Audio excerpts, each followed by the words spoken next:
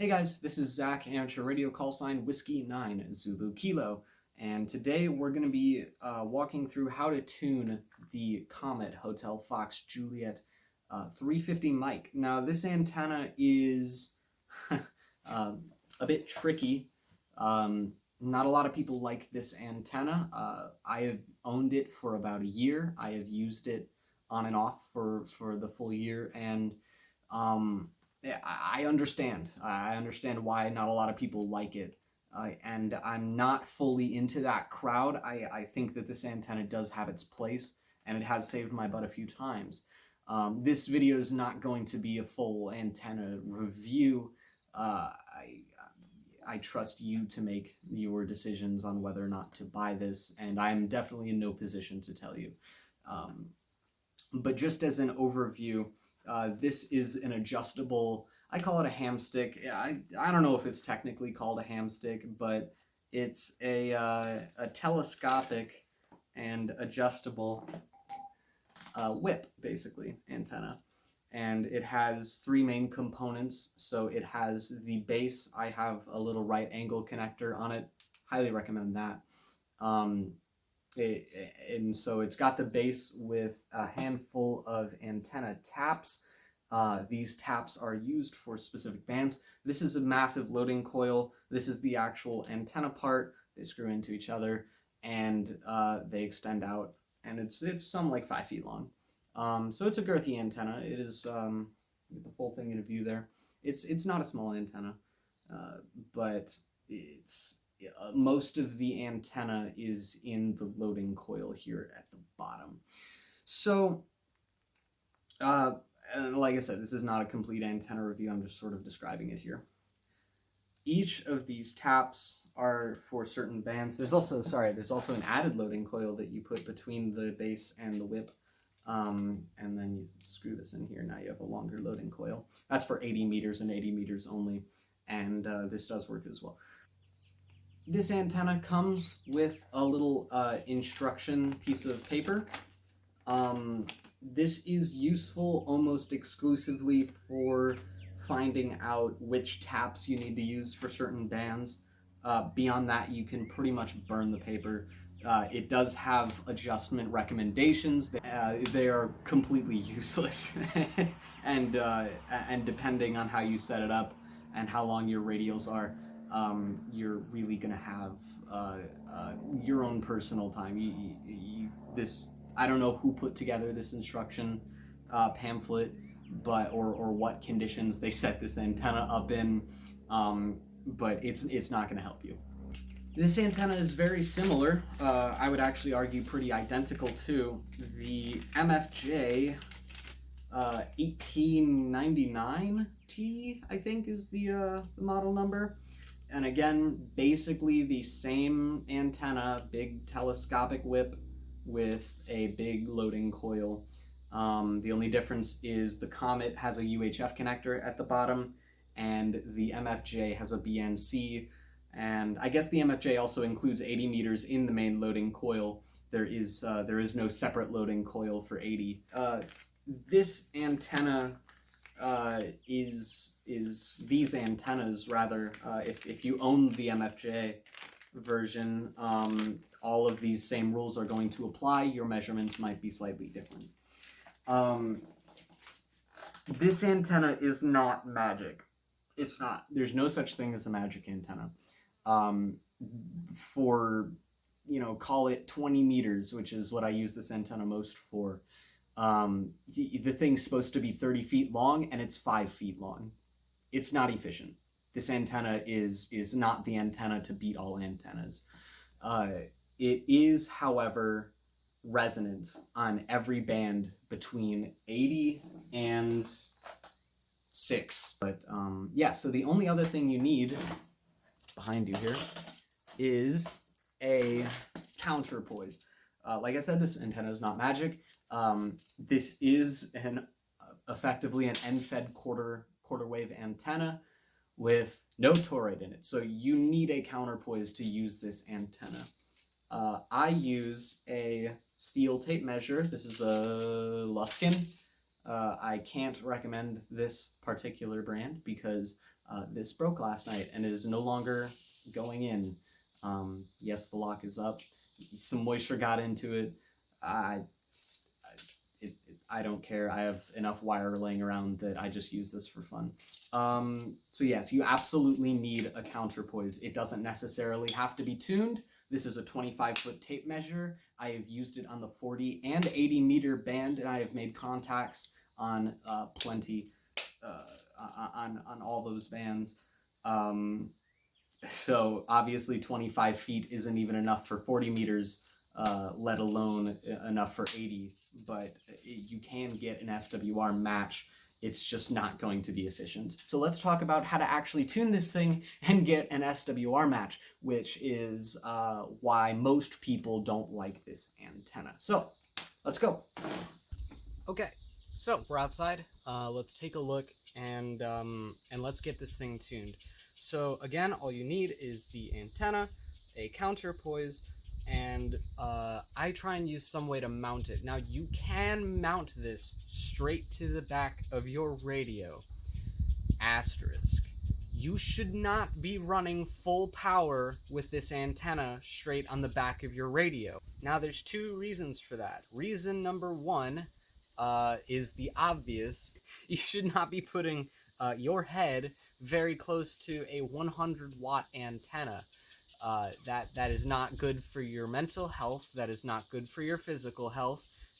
And it's also probably not good if you accidentally bump into it and give yourself a nasty burn. You can probably run 20 watts on this straight to the back of your radio with you a few feet from it all day and have no problem to you and your immediate family. And that's not a big deal. You can probably run 30 watts. I really wouldn't run more than 40 watts with this thing, and I definitely would not be leaning very close to the antenna at that kind of power. I have run 50 watts with this. I do not recommend that. I guess I'll let you know in 40 years when I develop some kind of cancer, but yeah, no, you should definitely not be running 100 watts with this antenna mounted straight to the back of your radio. That's the obvious reason. Reason number two is that with the antenna so close to your radio, there's RF in the shack, except that's because your antenna is also in the shack. That's not a good idea by any means. So yeah, definitely lower your power. Be very, very careful when you're mounting this straight to the back of your radio. Now, I'm going to run full power today, and I'm not going to mount it straight to the back of my radio. Yeah, so that's a bad idea. Don't do that. If you have something like a big UHF elk connector, I've hose clamped this to a segment of PVC because I used to have a little 10-foot PVC tower that I would mount this on top of, and I'd stick this on top. Yeah, I have a better solution. This is a tuner. This is an HFJ-350M. I do have it in bypass mode. I'm not going to be using a tuner with this antenna. You do not need a tuner with this antenna, and you certainly should not use a tuner with this antenna. This is a resonant antenna. I'm just using this tuner as a mounting point for the antenna, so that it can sit upright and away from me. I'm going to be setting it like 10 feet away from me, so that I can run 100 watt single sideband without too much fear for my life. Now, my other recommendation is getting up off the ground. Like I said, this thing is not magic. The same rules apply for this antenna as does any other vertical. The more radials, the better, and well, in this case, it's a very small vertical, so kind of higher off the ground, you're going to have a much better time getting an SWR match. If you are sitting on the ground, you can get a decent match. Under 3-to-1, you're probably not going to get under 2-to-1 if you're sitting on the ground. That kind of, unless you have 5, 6, or 7, or 10 radials, you're going to have a really rough time.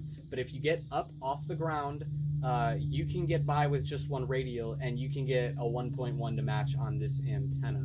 So that's what I'm doing today. I'm gonna only use one radial, which is this 25-foot steel tape measure, and I'm doing this not because it's efficient, but because it is practical. I stuff this steel tape measure inside my go bag whenever I go. I stuff this antenna inside my go bag whenever I go, and it's a fantastic backup antenna. I take that back. It is a functioning backup antenna. I really shouldn't call this fantastic. This is basically a big loading coil, and it's it works. It tunes. You don't need a tuner. It's handy to have. So let's get this thing set up.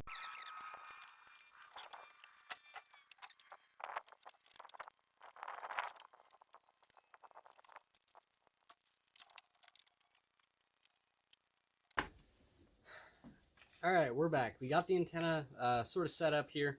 I have my tape measure extended. It's hanging a little bit off my porch. It's still a few feet off the ground here. My porch is 10 feet off the ground, really. Yeah, it's about 10 feet off the ground, this antenna. So this is, I'm giving it a little bit of help just getting it off the ground here. If you're sitting on a picnic bench, this is going to work pretty similar. If you're, once again, if you're sitting on the ground, some different rules apply. You're going to need more radials if you want a good SWR match. But if you can get at least up on a picnic bench, this antenna can work. So let's talk about the antenna taps. Here I have the manual, which I'll show up on the screen here. This is really the only useful part of this manual. This is the only reason I keep it in the packaging. So you can see that we have this little antenna tap. It's a small jumper wire, and you just stick it in the side of the antenna there to short different parts of the loading coil to the electrical conducting element of the actual antenna. And so depending on what band you want to use, you can use more or less of that loading coil.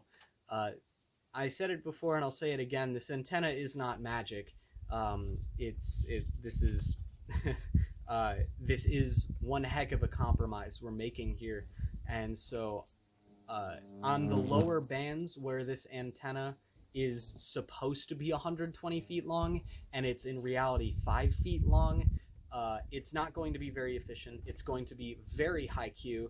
And on the higher bands, like say 6 meters is opening up. It's summer, it's August right now, and so we saw some sporadic E over the past couple of months, and a little bit of tropospheric ducting.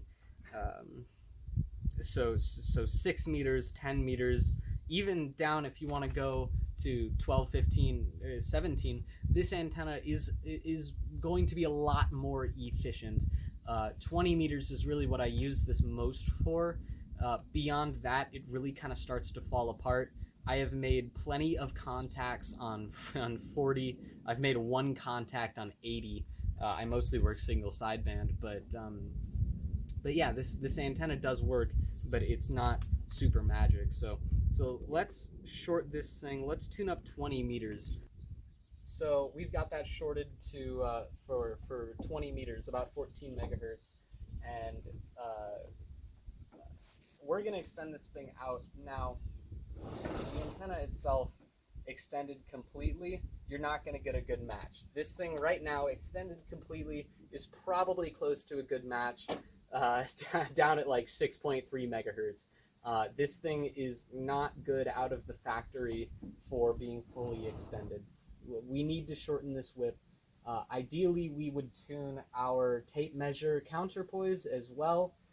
Again, I have it hooked up through about a 2-foot jumper cable, and it's extended to exactly 16 feet right now. That's a little bit long for 20 meters. You can get away with shorter, but it's not strictly necessary if you want a good SWR match. If you want higher efficiency radiation, that's a different story. So I'm gonna collapse this whip down about 5 segments, each 3, 4, and then I'm gonna do it about 75% of the way back in, a little bit more. Alright, so I've moved the antenna over here, And I got the tape measure running all the way down the deck. Again, this is about 16 feet extended. It's just hanging, just dangling a little bit. And so I'm gonna set up on this table here just so it's far away from me. All right, so I've got the camera. I've got the camera flipped around so that you can see in the right perspective here. So I've got the FT, the Yaesu Fox Tango 891, their little flagship, not called flagship, mobile rig, and yeah. So once again, I have the Comet HFJ-350M set up for 20 meters. I'm on 20 here, and let's take some SWR readings.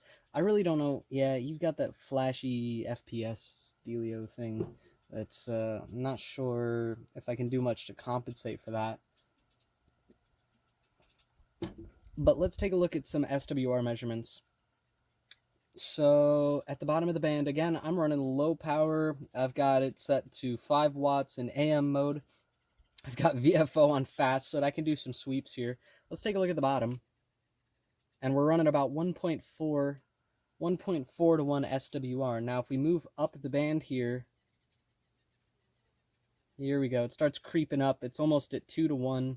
Yeah, so it hits that 2 to 1 at about 250 megahertz. And so it's going to be even worse if we go even higher. Yeah, it's at 3 to 1 pretty quickly. So it's too long. The wavelength that it's operating on is it's at the bottom of 20 meters. So I'm going to shorten it up by just an inch or so, and just touch it and see if we can get a better match here. So I just tapped in that that telescopic element, maybe an inch, maybe a little less than 2 inches tops. Let's see what we're working with down near 14.1 megahertz. Okay, we're at 1.5 SWR. Let's key down and scroll up. Ooh, there we go. 1.2, back to 1.5, and then at the very top of the band, I'm just under 2 to 1 SWR. So it's definitely not as wide banded as, say, a dipole. Keep in mind, a huge chunk of the antenna right now is a loading coil. But yeah, if I'm just looking at the thing, and those metal segments from the telescopic whip. So there's the base metal segment, and then it goes 1, 2, 3, 4, really 5, and then so there's 5 metal segments extended, and then maybe an extra inch on that top little bit, and that's all we really need. Let's make a contact. Victor Echo 6, Charlie, Quebec, Western Canada, QRZ. Whiskey 9, Zebra Kilo. Whiskey 9, Zebra Kilo, 5 and 9. QSL, my friend, thanks for coming back to me. You're easily 5 and 9 coming into Western Illinois, and I'm running 100 watts off an HFJ-350M. It's a little telescopic hamstick, and I'm making just making a quick YouTube video on how to get this thing tuned up. So if you're okay with it, you'll be a contact in that YouTube video, my friend. Well, as long as you can hear me well enough, that's all that matters, and congratulations on the great signal. You're picking 5 and 9 from the portable installation, so it's working well with the interesting version of the hamstick. I didn't quite understand what that was. I'm familiar with the old style hamstick, but it sounds like you've got something a little bit different. You might describe it just a bit, Zach. My name is Rick, Romeo, India, Charlie, Kilowatt, and the QTH is the Canadian Rockies, the Olympic city of Calgary in Western Canada here. We have beautiful rain after months of super hot weather. This is the first day of rain in a very, very long time, and it's very welcome. Whiskey 9, Zanzibar, Kilowatt, Victor Echo 6, Charlie, Queen.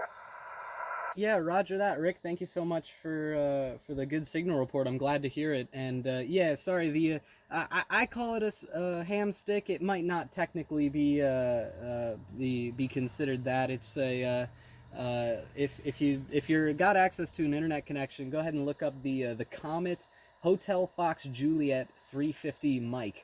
And it's an it's an all band from 80 meters to 6 meters.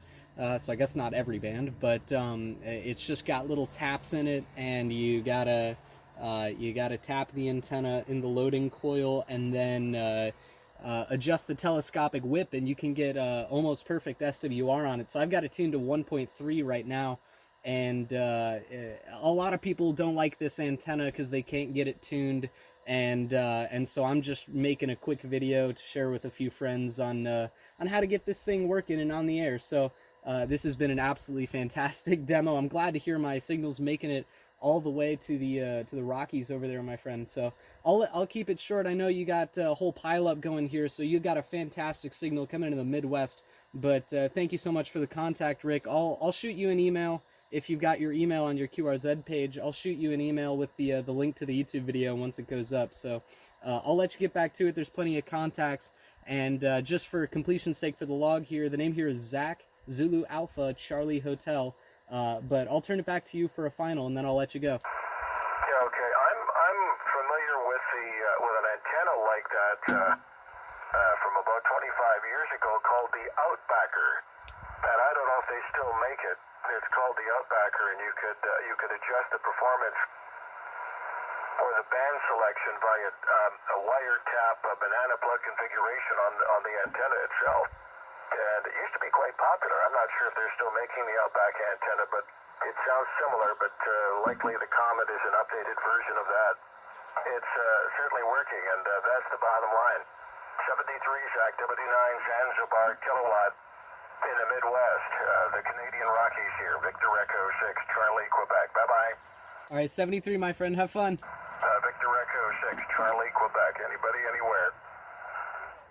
So yeah, the antenna certainly works on 20 at least. Let's play around with some other stuff. So let's get this thing loaded out for 40 meters. So we remove the antenna taps.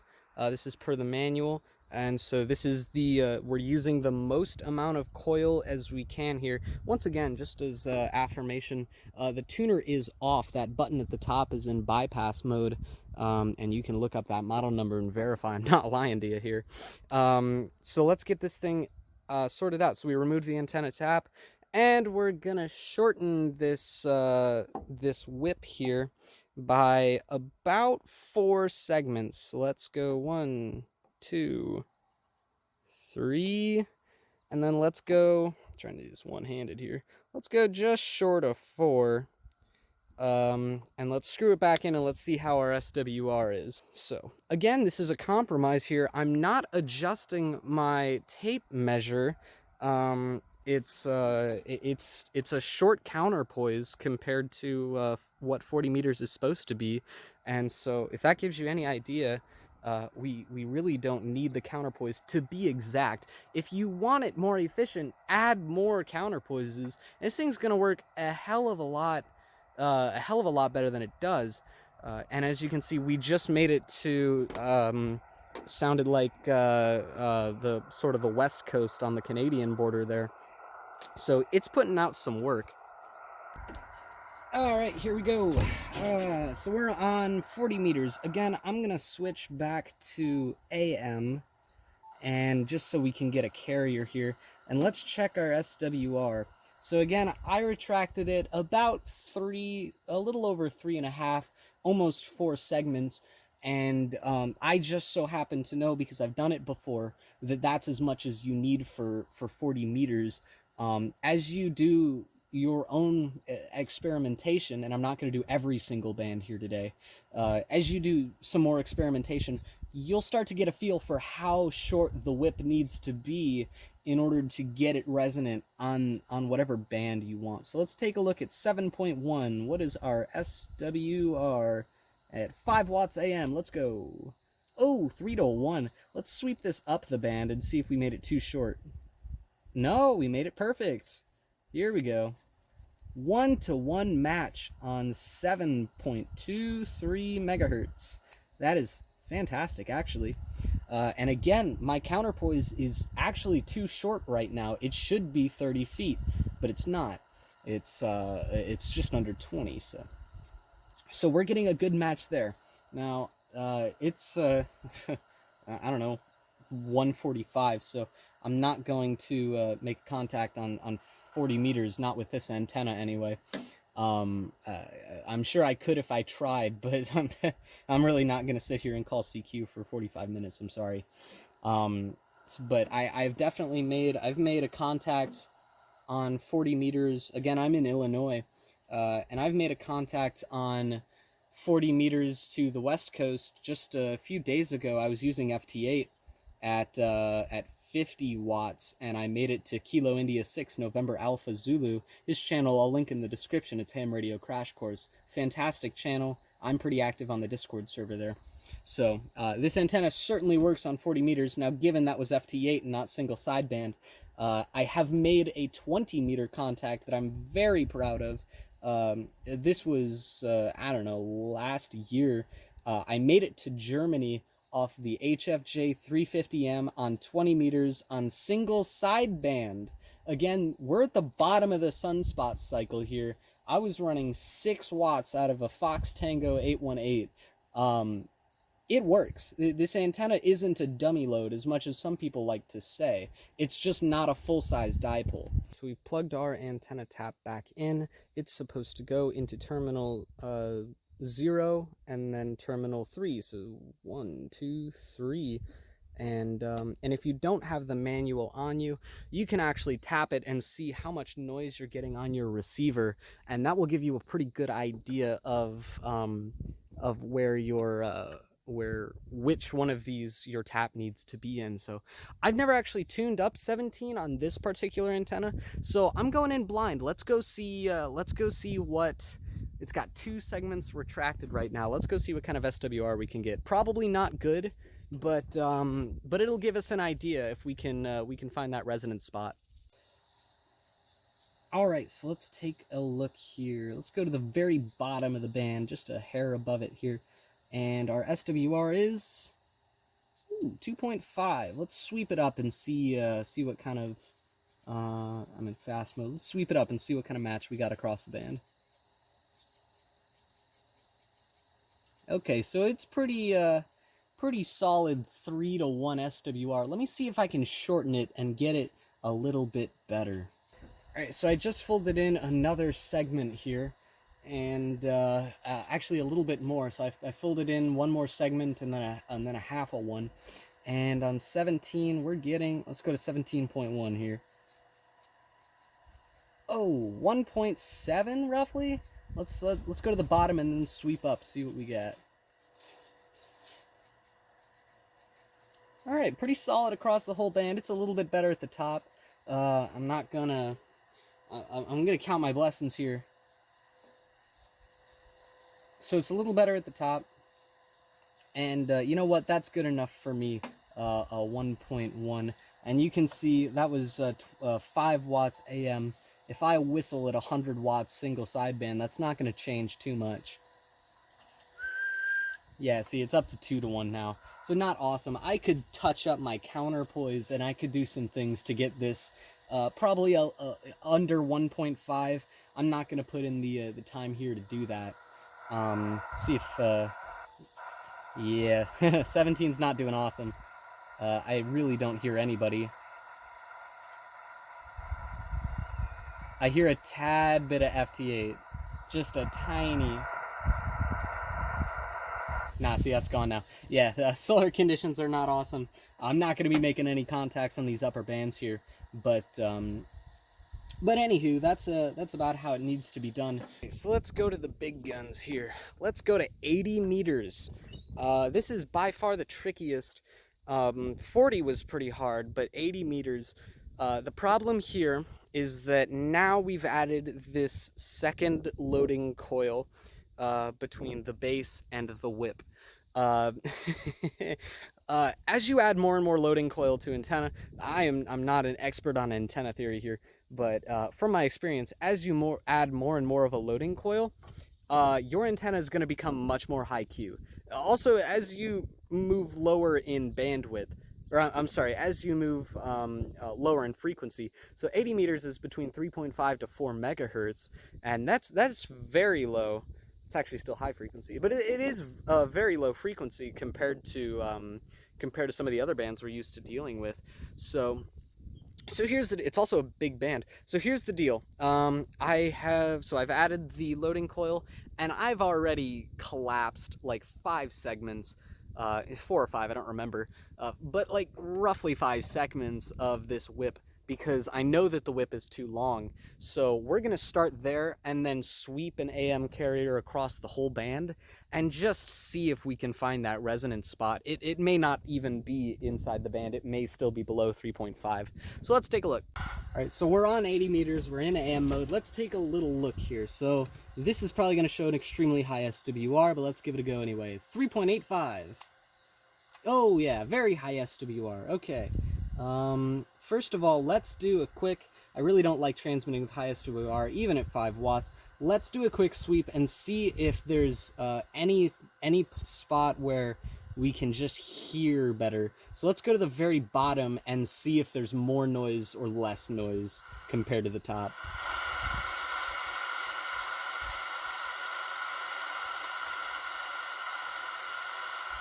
Okay, so I don't know how well you guys can tell that from the video, but just with my ears I can tell there's a tad bit less noise at 3.5 than when we were at 3.85. So let's move to the top and see if there's more noise.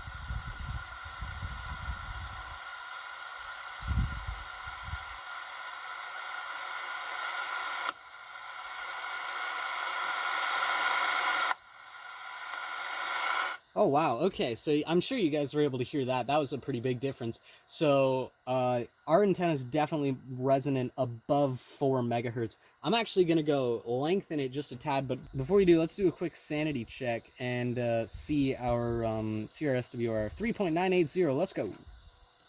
Oh wow, okay, so that's much closer to a 3.1. Or I'm sorry, a 3 to 1. The FT891 SWR meter isn't super precise. It's just got everything above 3 to 1. It doesn't really tell you too much. So let's move up just a tad.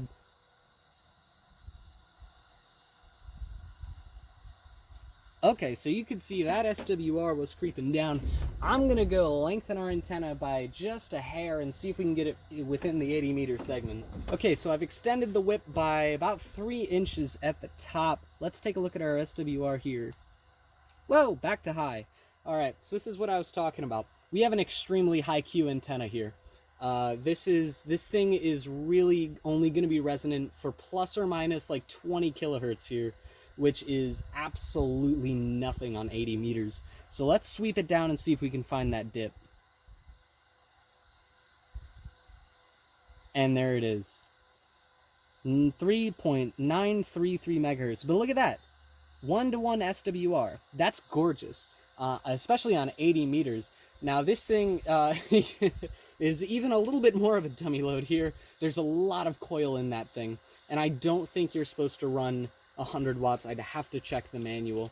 The packaging says 100 watts on all bands. I swear I read something somewhere else that said on 80 meters specifically, you should be a little more careful. Yeah, let's take a look and see where the SWR becomes unacceptable. So call it 930. We get a 1-to-1 SWR. Let's move up. Yeah, and at 950, it gets above 2-to-1. So you have literally 20 kilohertz of plus or minus usable range when you get this thing tuned. If you're on 80 meters, you're gonna definitely want to be very careful of where this antenna is tuned.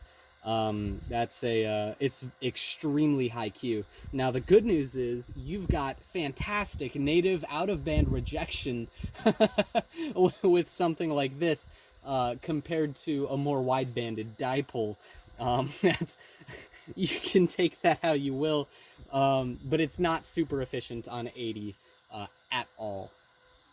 Even if it is inefficient, I like having all access to every band in a single antenna. It is good for that. It really is. And I have made hundreds of contacts on this antenna, tens of which were at 6 watts QRP. And so this antenna does work. And those were all at the bottom of the sunspot cycle, keep in mind. A lot of them were on 20 meters, some of them were on 40. The antenna itself is tricky to tune, as I'm sure you found this video trying to get this thing to work. A lot of people don't like this antenna, and I hope that you can start to see why now. Does it resonate? Yes. Does it radiate? Yeah, just not super well. Keep in mind that as you move lower in frequency and longer in wavelength, this antenna is still going to be only about 5 or 6 feet tall. And when it's supposed to be 30, 60, or 90 feet, and it's still only 5, well, you start to run into issues. It took me not very long at all to find out that manual that came with it was pretty useless. But anyway, I hope this video finds you and is able to get you on the air with this antenna. Again, all of the same rules apply for the MFJ-1899T that I showed earlier. You just may have to adjust your whip slightly differently. If you so choose and you end up using this antenna regularly, it may be worthwhile to build your own cheat sheet of how many segments you need to retract on this thing in order to get it a good under 1.5 to 1 match on your favorite bands. I just have them memorized because I'm too lazy to write stuff down. This has been Zach, Whiskey 9 Zebra Kilo. I hope you found this video helpful. And yeah, I really don't have anything else. So 73.